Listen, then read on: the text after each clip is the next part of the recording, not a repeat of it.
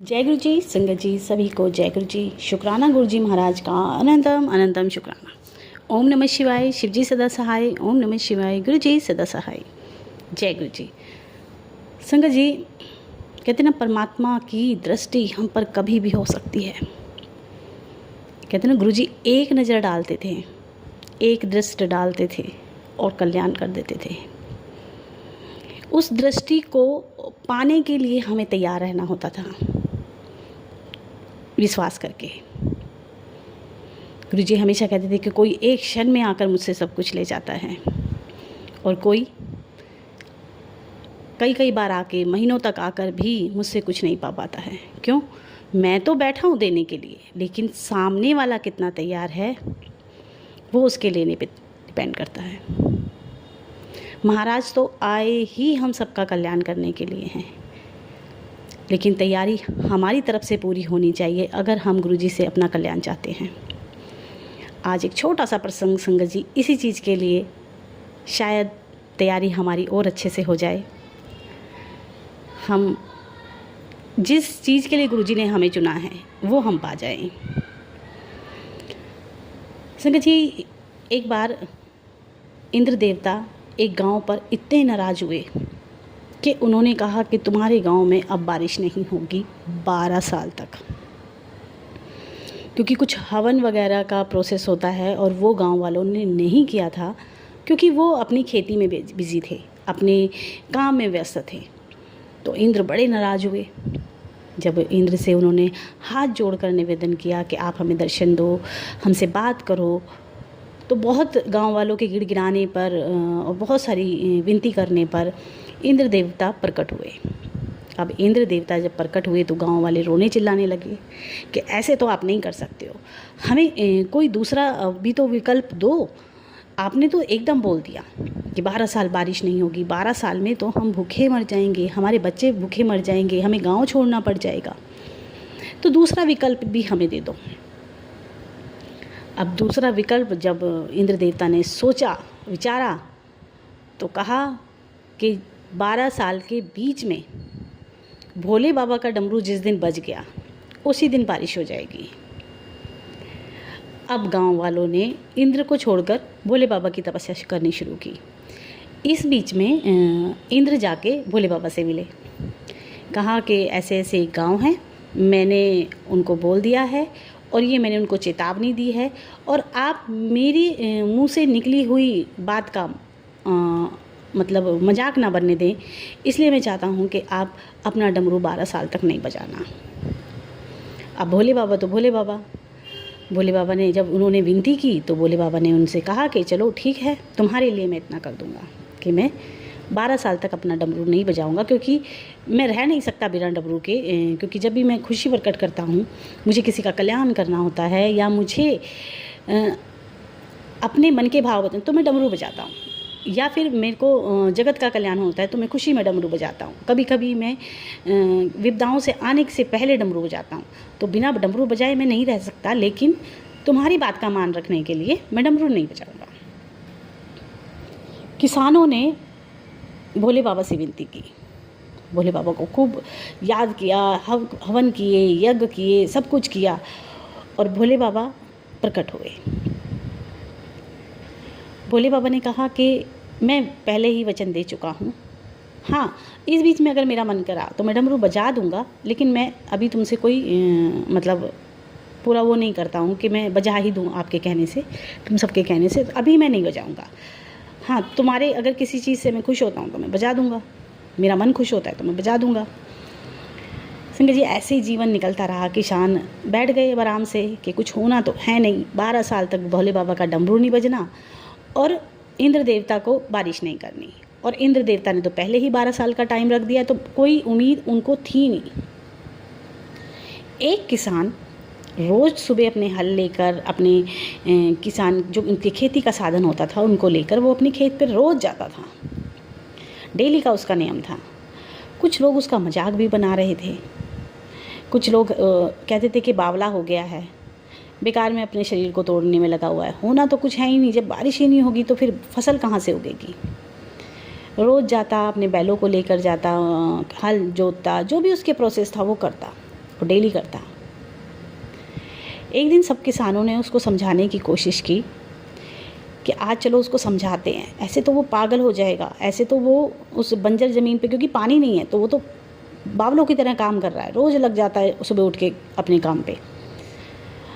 अब पार्वती माता वहीं से गुजर रही थी, क्योंकि परमात्मा अपने बच्चों को कभी अकेला नहीं छोड़ते हैं, वो उनका ध्यान रखने के लिए आते ही आते हैं, कभी किसी वेश में, कभी किसी वेश में। तो पार्वती माता उधर से निकल रही थी और गांव वाले चर्चा कर रहे थे।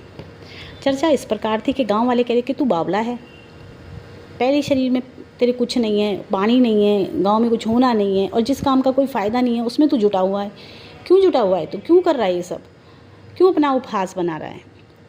तो जो किसान ने जवाब दिया वो ये दिया कि 12 साल बाद अगर बारिश हुई और मैं अपनी खेती करना भूल गया तो कौन जिम्मेदार होगा? क्योंकि 12 साल इतना लंबा समय होता है, और खेती में कब क्या करना है, कब क्या डालना है, कब क्या जोतना है, कब क्या करना है, मैं तो 12 साल में सब कुछ भूल जाऊंगा, मुझे आदत नहीं रहेगी। और जब मुझे आदत नहीं रहेगी तो 12 साल बाद मैं अचानक एकदम कैसे काम करना शुरू कर दूंगा? तो उस किसान ने अपनी बात रखी। अब ये पार्वती माता सुन रही थी। अब पार्वती माता को हुई चिंता भोले बाबा की, और वो गई भोले बाबा के पास। उन्होंने कहा कि मैंने आज किसानों को बात करते देखा, और एक किसान कह रहा था कि 12 साल में अगर मैं खेती करना भूल गया तो मेरे बैलों को आराम मिल गया और तो वो काम नहीं करेंगे, 12 साल बाद तो वो बिल्कुल हिलेंगे ही नहीं, उनको आदत ही नहीं रहेगी। और दूसरी बात, मैं भी एक प्रोसेस होता है वो भूल जाऊँगा, तो अगर मैं भूल गया तो कौन जिम्मेदार होगा? 12 साल बाद कैसे एकदम वो हो जाएगी? तो पार्वती माता ने कहा कि प्रभु मुझे तो बाप की फ़िक्र हो रही है। भोले बाबा ने बड़े ध्यान में बैठे थे और एकदम आंखें खोली और कहा क्यों?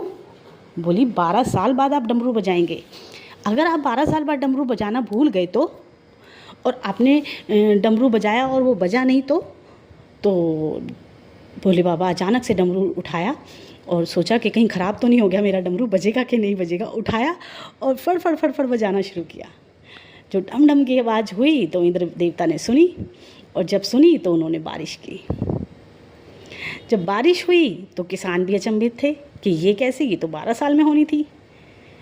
अब क्योंकि वो जो किसान था, जो खेती कर रहा था, उसने अपना बीज भी डाला था, सब कुछ करा हुआ था, जोत रखा था, सब कुछ कर रखा था। जैसे ही बारिश हुई कुछ महीनों बाद उसका बीज भी उपज आया, उसकी खेती तैयार हो गई। अब उसकी तो खेती तैयार होगी, लेकिन जिन्होंने कई सालों से कुछ काम ही नहीं करा खेती में, उनके खेती में कहाँ से बीज उगे, कहाँ से उनकी फसल तैयार हो? पूरे गांव में सिर्फ एक वो किसान था जिसकी फसल तैयार हुई थी। तो बात वही संगत जी के अपना काम आप करते रहें, परमात्मा की कृपा, उनकी दृष्टि आप पर कब हो जाएगी, कब उनको आप पे तरस आ जाएगा, और कब आपका वो समय पूरा हो जाएगा जो कर्म कटने वाला था, जो गुरुजी ने निर्धारित किया हुआ है। क्योंकि गुरुजी कहते थे कि तुम बार बार अरदास करते हो तो तुम्हारा विश्वास टूटता है। क्यों? क्योंकि मैंने एक समय निश्चित किया हुआ है कि मैं उस समय पे तुम्हारा कल्याण करूँगा। अब वो समय हमें नहीं पता, वो गुरुजी को पता है। क्योंकि वो सब जब ब्लेसिंग देते हैं तो वो ऐसे समय पे देते हैं कि ब्लेसिंग आपके पास रुके। वो लेने के लिए कुछ नहीं देते हैं, जो देते हैं परमानेंट देते हैं। और जब उनके द्वारा कोई चीज़ दी जाती है तो वो फलती फूलती है, वो ब्लेसिंग हमारी ज़िंदगी में खुशियाँ ला देती हैं। तो ऐसा ना हो कि हमारा विश्वास गुरुजी पे उस समय तक हट जाए जब तक वो ब्लेसिंग का टाइम आए, और हम गुरुजी से विमुख हो जाएं, गुरुजी से उम्मीद छोड़ दें, और जब गुरुजी कहें कि अब तो मुझे तुझे देना था, अब तो तू दूसरा हो गया, अब तो तू मुझे भूल गया। तो हमेशा सत्संग सुनते रहें, क्योंकि सत्संग सुनने से गुरुजी पे विश्वास बना रहता है, भरोसा बना रहता है, और एक उम्मीद हमारे मन में जगी रहती है कि आज नहीं तो कल गुरुजी हमारा भी कल्याण करेंगे, जैसे सबका करते हैं। संगत जी, प्रसंग बहुत छोटा सा है, बहुत छोटी सी बात नहीं है, लेकिन क्योंकि जब हम गुरुजी के भरोसे रह जाते हैं ना, तो वो हमारा भरोसा नहीं तोड़ते। आज जो मैं सत्संग आप लोगों के संग शेयर करने वाली हूँ अमावस का, ये आंटी कम से कम मेरे साथ एक डेढ़ साल से बात करती हैं। इनकी लाइफ ऐसी है कि इनकी बेटी, हम लोग कह देते ना हम विज्ञान के दौर में हैं, ब्लैक मैजिक नहीं होता है, ये नहीं होता है, क्योंकि हम तर्क वितर्क बहुत लगाते हैं। लेकिन जिस पे बीतती है वो जानता है, क्योंकि मैं भी इन चीज़ों को नहीं मानती थी। आप लोगों के सत्संग सुनती हूँ तो पता चलता है कि हाँ ये चीज़ें होती हैं, लेकिन उनसे भी ऊपर हमारे गुरुजी हैं। मैं ये नहीं कहूँगी ये चीज़ें इतनी बड़ी हैं कि इनका कोई इलाज नहीं है, इनसे भी बड़े हमारे गुरुजी हैं। संगत जी, आंटी के संग ऐसी ऐसी चीज़ें हुई हैं कि उनकी बेटी चक्कू उठा के अपने आप को मारने के लिए छत पे चढ़ जाती थी। उनकी बेटी के शरीर में ऐसे फोले पड़ जाते थे जिसका इलाज डॉक्टरों के पास नहीं था। वो बेटी एक ट्रॉमा में रहती थी, उसको अजीब अजीब चीज़ें दिखती थी, फेसेस दिखते थे, जले हुए फेसेस दिखते थे। गुरुजी ने उनको बुद्धि दी कि यहाँ से निकल। उन्होंने वो जहाँ पे भी रहती थी दिल्ली में, उन्होंने छोड़ा और वो कहीं बाहर, सिटी से बाहर चली गई हैं। इन सब चीज़ों के चपेटे में उनके हस्बैंड भी आए हुए हैं, लेकिन आंटी जो गुरुजी पे पूरी डिपेंड है, गुरुजी को मानती हैं, उन पे इन सब चीज़ों का इफ़ेक्ट नहीं होता। उनके हस्बैंड इफ़ेक्ट हैं, उनकी बेटी इफ़ेक्ट है, और क्योंकि आंटी का विश्वास गुरुजी पे है। जो भी कार्य करती हैं, जपजी साहब का पाठ करती हैं, सुखमनी साहब का पाठ करती हैं, जो भी वो करती हैं भरोसे के साथ। शब्द गुरबानी सुनती हैं। शब्द गुरबानी जब घर में चलती थी ना संगत जी, तो उनकी बेटी चिल्लियाँ मारती थी कि इसको बंद करो, जपजी साहब का पाठ नहीं चलने देती थी। इतनी नेगेटिविटी हावी थी। अभी जो फ़िलहाल का उन्होंने सत्संग भेजा है, क्योंकि वो बोल रही हैं कि जब जब अमावस आनी होती है मेरे घर में वो चीज़ें फिर से इफ़ेक्ट करती हैं, क्योंकि जब से उन्होंने सिटी बदली है, वो घर चेंज किया है, उनकी बेटी में बहुत बदलाव है। इतने चेंजेस हैं कि वो स्कूल जा पाती है, जो अपने आप को पूरे दिन कमरे में बंद रखती थी और बाहर नहीं निकलती थी। तो बहुत सारी चीज़ें गुरुजी ने उसकी बदली हैं। उसका असर नेगेटिविटी का उनके हस्बैंड पर भी पड़ता है बीच बीच में। अभी क्या हुआ कि गुरुजी के कई दिन से उनके पास मैसेजेस आ रहे थे कि कुछ बड़ा होना है किचन में। आंटी बोली मैं सुन रही थी, इग्नोर कर रही थी, सोच रही थी कि कुछ नहीं है ऐसा। तो एक दिन सुबह सुबह बोले, कहते हैं ना जैसे जैसे अमावस आती है, अमावस्या आती है, मैं भ्रम में नहीं डाल रही संगत जी, ये आंटी का सत्संग है, आप ये नहीं सोचिएगा कि सबके साथ ये चीज़ें होती हैं, लेकिन जिनके साथ होती हैं वो समझें इस चीज़ को कि जैसे जैसे अमावस आती है उनके घर में नेगेटिविटी हावी होती है। उनके हस्बैंड 2 दिन पहले ही चिड़चिड़ करने लग गए थे, अजीब सा रिएक्शन देने लगे थे, फेस उनका अजीब सा हो जाता है। और आंटी उस चिड़चिड़ की वजह से परेशान थी, तो उनकी बेटी बोली मम्मा हम बाहर से सब्ज़ी मंगा लेते हैं। लेकिन उनके हस्बैंड ने पहले ही वो काले चने होते हैं ना, उसको भिगोकर बनाने के लिए रख दिए थे। अब उन्होंने अपने हस्बैंड से कुछ कहा होगा तो वो गुस्से में तिलमिला गए। उस कुकर को गर्म को ही, बंद को ही वो ज़बरदस्ती उसको खोलने लगे। मतलब सीटी उसमें आ चुकी थी और बहुत तेज़ तेज़ गुस्से में अजीब सा रिएक्शन करके आंटी उनको शांत भी कर रही थी, क्योंकि आंटी इस चीज़ को समझती है कि इन के ऊपर नेगेटिविटी हावी है, इनका कसूर नहीं है। तो वो बड़ी तेज़ तेज़ खोल रहे थे, उसको गुस्से में खोल रहे थे। और गुरुजी क्योंकि पहले ही बता चुके थे कि रसोई में कुछ बड़ा होना है, थोड़ा ध्यान रख। आंटी ने, अंकल ने वो ज़बरदस्ती जब खोला तो उबला हुआ पानी उनके फेस पे, छाती पे, पेट पे, सारे पे गिर गया। आंटी बोली कि क्योंकि नेगेटिविटी थी तो इसलिए मैं गुरुजी का जल प्रसाद भी नहीं लगा सकती थी, क्योंकि वो मानेंगे नहीं, तो मैंने ठंडा पानी उनके ऊपर डाला और पूरा फेस और सारी चीज़ें मतलब थोड़ा फेस पे भी छारे पड़े, पेट पे भी पड़े। और उसके बाद थोड़ी देर बाद वो मतलब शांत नहीं हो रहे थे, तो आंटी ने कहा कि आप नहा लो। तो आंटी ने क्या किया, गुरुजी का जल प्रसाद उनके नहाने वाले पानी में डाल दिया। और जब वो नहाए उस पानी से और बाहर निकले तो आंटी बोली उनका रिएक्शन बिल्कुल अलग था। वो हंस रहे थे, मुस्कुरा रहे थे, कुछ बात को जैसे हम हंसते हैं कि चलो अरे ये क्या हो गया, ये ऐसे करके। और आंटी बोलती है कि इतना बड़ा हादसा गुरुजी ने मेरी ज़िंदगी का डाल दिया, क्योंकि वो आंटी बताती हैं कि अंकल का जो गुस्सा था वो इस तरीके से का था कि कुछ भी हो सकता था। वो कुकर उठा के फेंक भी सकते थे, आंटी के ऊपर भी डाल सकते थे, अपने ऊपर भी। मतलब उनका फेस एकदम चेंज था। आंटी बोली वो फेस ही नहीं था जो उनका रोज़ होता है। उनको समझ ही नहीं आ रहा था कि वो कर रहे थे, एक पागलपंती वो उस कुकर के संग कर रहे थे कि मैं ये कर दूंगा, वो कर दूंगा, जो भी था। लेकिन बोली महाराज ने कुछ नहीं होने दिया, होने को बहुत कुछ हो सकता था।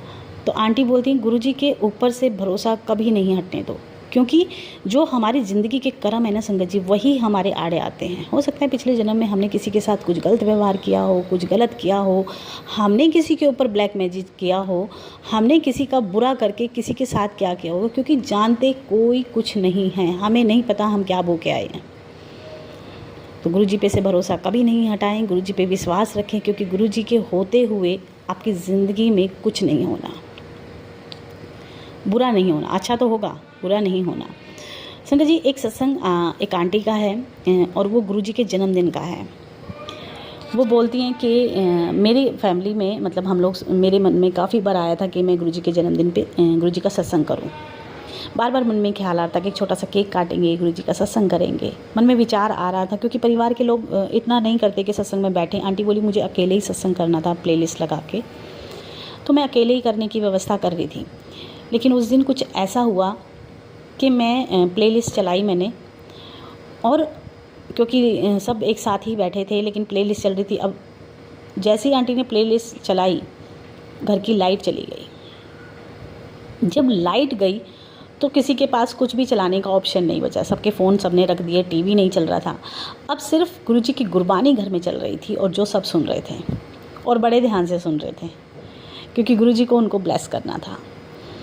गुरबानी चलती, बीच बीच में लाइट आती और फिर चली जाती, लाइट फिर आती और फिर चली जाती। बेटा तो उनका यहाँ तक बोला कि मम्मी क्या फ़ोटो खींच रही हो, क्या फटाफट क्लिक की तरह हो रहा है पीछे से।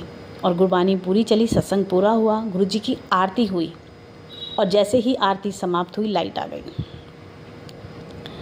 आंटी बोली जो लाइट आ रही जा रही थी बार बार, वो मुझे एहसास करा रही थी कि गुरुजी ही ये सब कुछ कर रहे हैं, क्योंकि वो लाइट का एकदम आना जाना, ऐसे करना और सबका बैठकर हम मेरे साथ गुरबानी सुनना, सत्संग में बैठना, क्योंकि ना चाहते हुए भी वो सत्संग कर रहे थे। शाम हुई संगत जी, जैसा कि हमें सबको पता है, आप नेट पे चेक करना, बहुत सारी रील्स निकल रही हैं। आंटी बोल रही हैं कि सूरत में पानी बहुत ज़्यादा बरसा है, बहुत मतलब घर डूब गए हैं, बहुत सारी चीज़ें ख़राब हुई हैं। तो आंटी का बेटा शाम को ऑफिस से आ रहा था। सत्संग उन्होंने सुबह किया था जल्दी मॉर्निंग में, और बेटा शाम को ऑफिस से आ रहा था। तो आते समय घुटनों से भी काफ़ी ऊपर पानी भर चुका था और सामने से एक बस आ रही थी। जब बस आ रही थी तो क्योंकि टायर बस के भी हिल डुल रहे थे बहुत ज़्यादा, क्योंकि वो कंट्रोल नहीं कर पा रही थी। और उस लड़के को ऐसा लगा जैसे ये बस मुझे ही टक्कर मारेगी, क्योंकि पानी इतना ज़्यादा था जिसमें वो चल भी नहीं पा रहा था, उधर से बस भी कंट्रोल नहीं थी। और उस बेटे को ऐसा लगा अचानक जैसे किसी ने उसे धक्का मार के पिछली साइड गिर दिया। और जब वो उठा, पिछली साइड जैसे धक्का दिया उसको किसी ने, साइड कर दिया, कुछ इस तरीके से उसके साथ हुआ। और वो ऐसा था कि जैसे किसी और ने उसके साथ किया, वो उसकी क्षमता नहीं थी इतना करने की। जब वो घर आया तो उसने अपनी मम्मी को बोला कि मम्मी आज मैं बच गया, आज मुझे जीवन दान मिल गया, क्योंकि मेरे सामने जो बस थी मुझे ऐसा लग रहा था जैसे वो मुझे उड़ा देगी और मैं उसके लपेटे में आ जाऊंगा। और क्योंकि पानी में आप चल के देखना संगत जी, हम बहुत फास्ट नहीं चल सकते हैं, अभी अपने आप को, शरीर को बहुत प्रेशर लगाना पड़ता है। वही सिचुएशन उस बच्चे की थी कि उसको समझ नहीं आ रहा था कि करना क्या है, कैसे मैं यहाँ से हटूँ, क्या करूँ। तो एकदम उसको किसी ने बहुत तेज़ उठा के साइड में धक्का मार के गिरा दिया दूर। और वो अपनी माँ को ये सब चीज़ें बता रहा था कि शायद आज गुरुजी ने ही मुझे बताया, जबकि आंटी को विश्वास है कि गुरुजी ने ही उनके बच्चे की जान बचाई है और कोई कुछ नहीं कर सकता। और इसीलिए सुबह सत्संग में गुरुजी उस बच्चे को ब्लेस कर रहे थे, क्योंकि वो भी वहीं बैठकर गुरुजी की गुरबानी सुन रहा था, सत्संग में बैठा था। एक सत्संग आंटी का और है संगत जी, बड़ा प्यारा सत्संग है। कहते ना परमात्मा पता नहीं किस वेश में आ जाए, किस उसमें आ जाए, हमें कभी समझ नहीं आएगा, क्योंकि हमारी समझ इतनी समझदार हम नहीं हैं। बोली मैं जब सत्संग करती हूँ ना, तो मेरे को आदत है या मेरा भाव ऐसा है कि जैसे ही मैं गुरुजी के लिए फ्लावर वगैरह लगाती हूँ तो मैं मेहर का मेन डोर खोल देती हूँ और कहती हूँ कि गुरुजी आप आइए। और जैसे हम किसी को लेकर आते हैं, इस तरीके से मैं गेट खोल के भाव में अंदर लेके आती हूँ कि गुरुजी एक एक कदम करके आके गद्दी पे बैठ रहे हैं। तो उस दिन भी ऐसा ही था, लेकिन उससे एक दिन पहले आंटी के पास मैसेज आया था कि मैं सफ़ेद चोले में आऊँगा तेरे घर। ऐसे करके आंटी के पास एक मैसेज आया था और आंटी ने जैसे ही गेट खोला गुरुजी के वेलकम के लिए और अंदर आई, इतनी में एक सफ़ेद कुर्ते पजामे वाले व्यक्ति आकर उनके घर में बैठ गए। आंटी को लगा कि शायद नहीं, पक्का गुरुजी ही हैं, मेरे घर गुरुजी आए हैं। और वो उनके जैसे वो आके बैठाया उनको और बैठ के वो बातें करने लगी, तो वो उनके चरणों में बैठ गई। जैसे हम मान सम्मान करते हैं किसी का, कोई पंडित या कोई साधु आते हैं तो वो उसी तरीके के थे जैसे साधु संत होते हैं। तो आंटी चरणों में बैठ गई। तो उन्होंने ये कहा कि तू नीचे क्यों बैठी है, तू तो मेरी प्यारी पुत्री है, तू तो मेरी प्यारी कुड़ी है, आके ऊपर बैठ, यहाँ बैठ मेरे पास। आंटी बोली मैंने कभी उनको देखा नहीं था, कभी उनसे बात नहीं की थी, मैं उनको जानती नहीं थी, तो वो मुझे ऐसे क्यों कहते कि तू मेरी प्यारी बेटी है, कोई रिलेटिव भी नहीं थे। तो मैं बैठ गई। उसके बाद वो गीता की कुछ चीज़ें उनको बता रहे थे कि हम ये बताने आए हैं कुछ गीता का करके, गीता का या शायद कुछ और बता रहे थे, पत्री वगैरह के बारे में कुछ बता रहे थे उनको, डिटेल बता रहे थे, मतलब जैसे कुछ होती हैं चीज़ें कि ये करने से ये चल रहा है, तेरा ये हो रहा है, ये हो रहा है। तो आंटी बड़े ध्यान से सुन रही थी।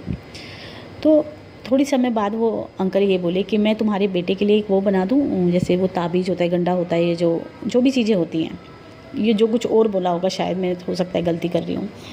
तो आंटी ने तुरंत कहा कि मेरे गुरुजी इन सब चीज़ों को मना करते हैं, वो बोलते हैं कि पत्री, जन्म पत्री, ये सब चीज़ों में नहीं पढ़ना चाहिए।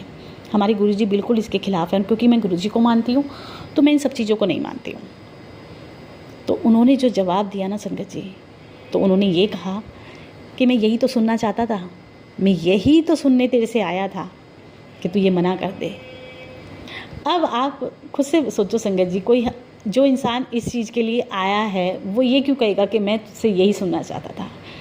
आंटी बोली उस दिन मेरे गुरुजी मेरी परीक्षा लेने आए थे कि मैं कितनी उनके वचनों पर खरी उतरती हूँ या मैं उनके वचनों को कितना मानती हूँ। उन्होंने मुस्कुराते हुए सर पे हाथ रखा और वो चले गए। लेकिन आंटी के मन में बार बार यही ख्याल आता था कि गुरुजी आए थे और वो मेरी परीक्षा ले रहे थे, क्योंकि उन्होंने सीधा यही कहा था कि मैं यही सुनना चाहता था। संगत जी, गुरुजी के लिए हमारे तक आना, हमारे पास तक आना, हमें ब्लेस करना बहुत बड़ी चीज़ नहीं है, क्योंकि वो आज भी हम लोगों के साथ हैं, हमेशा हमारे साथ हैं। हम जब भी कष्ट में होते हैं वो हमारे साथ ही होते हैं। सत्संग और भी हैं, लेकिन समय काफ़ी हो जाएगा। और दूसरी चीज़ ये कि संगत जी, जो भी सावन में शिव पुराण सुनना चाहता है, एक तो मैंने प्लेलिस्ट डाली हुई है ऑलरेडी, जो मैंने पहले पढ़ी थी वो थोड़ी सी डिफ़िकल्ट थी, और मतलब वो दूसरी वाली शिव पुराण थी तो वो डिफ़िकल्ट थी, लेकिन उसकी मैंने प्लेलिस्ट डाली है।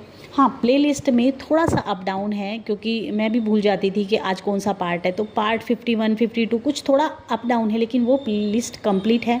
शिव पुराण उसमें कम नहीं है या कोई चीज़ डिलीट नहीं हुई है, वो पूरी शिव पुराण है। आप उसको भी सावन में सुन सकते हैं। जिनको दोबारा शिव पुराण सुननी है उनके लिए मैं बार बार बोल रही हूँ कि आप लोग मेंबरशिप ले लो, ताकि, क्योंकि मैं कई बार चैनल पे डाल चुकी हूँ, मेरे पास कंडीशन नहीं है इसके अलावा कि मेंबरशिप वालों के लिए ही मैं डालने वाली हूँ। अब मैं पूरा यूट्यूब पे नहीं डाल सकती, क्योंकि ऑलरेडी मैं डाल चुकी हूँ।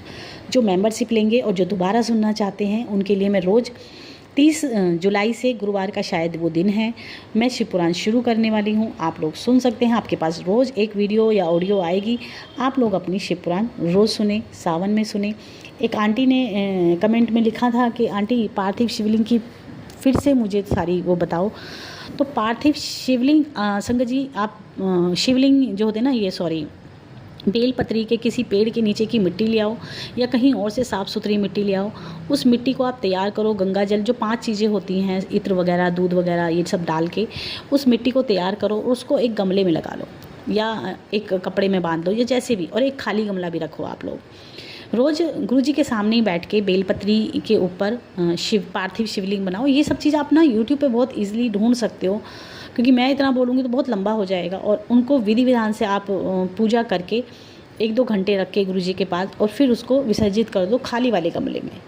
और जब वो गमला दूसरी वाली मिट्टी से, जब रोज़ एक पार्थिव शिवलिंग आप बनाएंगे 11 दिन 21 दिन, तो वो गमले में जो मिट्टी इकट्ठी होगी उसमें एक आप प्लांट लगा सकते हैं। आप बेलपत्री का भी लगा सकते हैं। तो कितनी अच्छी चीज़ है, जो आप घर में ही बेलपत्री का पेड़ भी लगा सकते हैं। आपके पार्थिव शिवलिंग को आपको कहीं और विसर्जित भी नहीं करना, आप गमले में ही कर सकते हैं। बाकी जय गुरु जी। अगर कोई भूल चूक हुई हो तो माफ़ करना। किसी के सत्संग हो तो दिए हुए नंबर पे आप भेज सकते हैं। जय गुरु।